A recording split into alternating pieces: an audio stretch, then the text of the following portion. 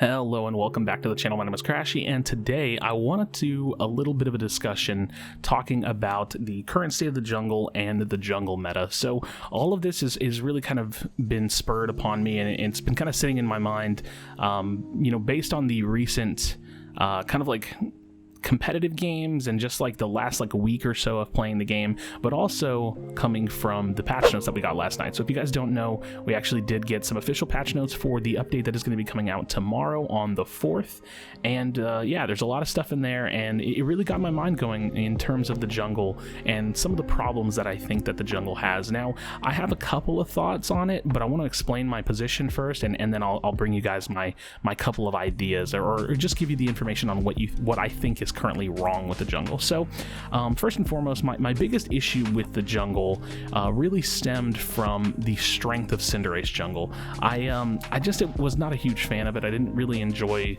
that particular meta. It felt a little bit cheesy to be playing like a ranged attacker in the jungle when that's basically an 80 carry, if anybody's familiar with like MOBA terms, in the jungle, just because it's like the most effective way. It really became and fit into that meta position where you're just doing it because it became the most ridiculous, most effective way to play the game. And if you guys aren't aware, the jungle actually gives more experience to that player's Pokemon than you can possibly get out of the lanes. Like you just get way too much. You get a bunch for free, you help contest the lanes for experience, you get some of the neutral core fish when they spawn. Like, there's just a ton of experience to be had, and the ultimate goal with Cinderace jungle was that you're feeding the hyper carry with as much experience as possible. So not a huge fan of that. Thematically speaking, in terms of like the different battle types and types of Pokemon that they have in the game, I feel like it's a disservice to the game's roster when you take a character like Cinderace, or even in some ways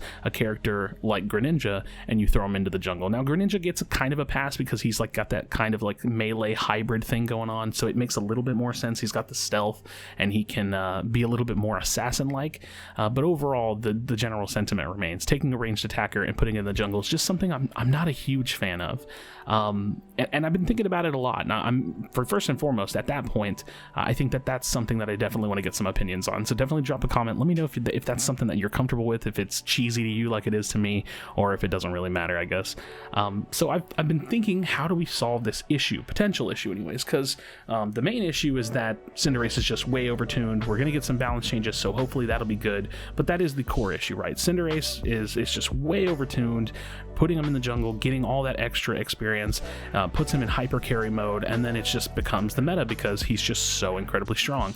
Now, we're going to get some nerfs, and I think that's step number one, right? Because that could happen with any Pokemon that's strong, but that's my exact point. I think that this could happen with any Pokemon that's strong. So let's take Absol, for example. You're going to be getting some buffs in the next upcoming update, and I'm a little worried, not for Absol specifically, but I'm a little worried that the same thing is just going to end up happening, where we find out who the most overtuned Pokemon is, and then we potentially, depending on who they are, put them in the jungle. This would probably only come from like attackers, speedsters, all-rounders would really be the ones that I see filling that role, because you're not really going to jungle an Eldegoss or like a Snorlax and actually make that meta.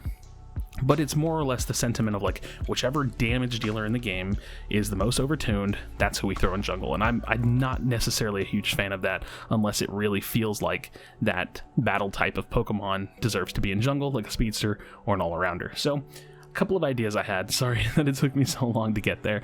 A couple of ideas I had was, one, this is a kind of simple idea that doesn't change or impact gameplay too much per se. It's where if you start the game and you have under a certain threshold of HP, I can't really say what it is, I would have to look at the stats of all the Pokemon again, but if you're under a certain threshold of HP, you would actually take more damage to the jungle. This would kind of taper off later in the game as you climbed up in HP from getting levels, but it would lower the early game efficacy of, say, like an attacker in the jungle. And this would naturally shove the meta in a direction, I would assume it would naturally shove the meta in a direction where you probably don't take attackers in the jungle. That's one potential solution. It's actually not my favorite solution, but it is technically a solution. Now, the much more practical solution in my eyes, if again, this is something that, more than just myself views as a problem or something that should maybe be looked at is that you can lower the experience of Bouffalant and Ludicolo. Now, why those two jungle minions specifically? Well, the Corphish are kind of a bit more of a neutral camp. Even though you do have 2 on your side, there's also the 4 that spawn in the middle. There's the 1 that spawns in top lane. So ultimately, I don't think that we should be changing the XP values of all the Corphish, but maybe just lowering some of the experience that comes from the immediate side of the jungle, so right out of the gate, and maybe pull the experience that the junglers can get down a little bit to pull them a little bit more in line with the laners, so that way if you do have someone like the current meta where Cinderace is like extremely overpowered, it doesn't really matter where you put them. And then the meta naturally shifts towards a situation where you're putting players where they are most effective, but that's not coming from the angle of most effective because they get more XP. And I think that that would be really, really good, because then you would have a reason to run different junglers instead of putting Cinderace in there whenever he could easily lane, and probably lane very, very well. That solution is probably the most viable to me. I did have a third solution, but I don't have it like really mapped out a whole lot. This is a bit more of a comprehensive kind of an idea.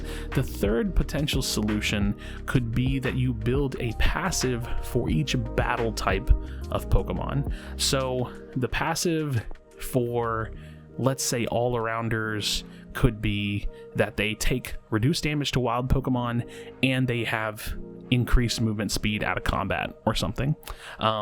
The battle passive for all-arounders could be they take reduced damage to wild Pokemon and, I don't know, maybe they do, I don't know, maybe they have like 5% more max HP or something like that, or like 10 extra defense on each side of the defense.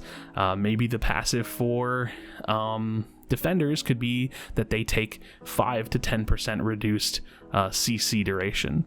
So you get my point. Like you could kind of build out these roles and give these passives to each role to kind of shove them in a slight direction. That idea, like I said, is way more complex and requires much more design and planning, so I'm not crazy about it. Personally, I think the idea of just like lowering the jungle XP on the neutral side, like where the jungler is getting Bouffalant and Ludicolo on either side, I think lowering the XP of those just a little bit to try to naturally pull the lane XP and the jungle XP in line with each other is probably going to be the best solution. But that, again, is only if you guys kind of view this as a problem like I do, where I think that it may not be the most healthy thing for the game for the jungler to actually be stepping out of the jungle and joining that first Dreadnought team fight, or coming out of the jungle into lane ganks with a like 1 to 2 level lead on everybody else. So, and again, this may not be the best solution either, but just some things that I've been thinking. So thank you guys so much for checking out the video. I definitely appreciate you spending your time with me here. Crazy support lately. You guys have been subbing and commenting like crazy. I've been trying to message and reply back to so many of them, and I really, really appreciate the support. Making videos has been a passion of mine for like, I don't know, 15 years, 14 years, and I've been doing it for a really long time, and I'm just happy to entertain and make some fun stuff. So if you're new here, definitely drop a like on the video and subscribe to the channel. I'll be putting out Pokemon Unite content just about every day if I can, and just having fun with the game, covering news related topics, competitive topics, doing guides, and just trying to be the best player that we can be. So, and hopefully helping y'all do the same. But as always, friends, be sure to be kind to one another, tell someone that you love them, and I'll see you on the next video.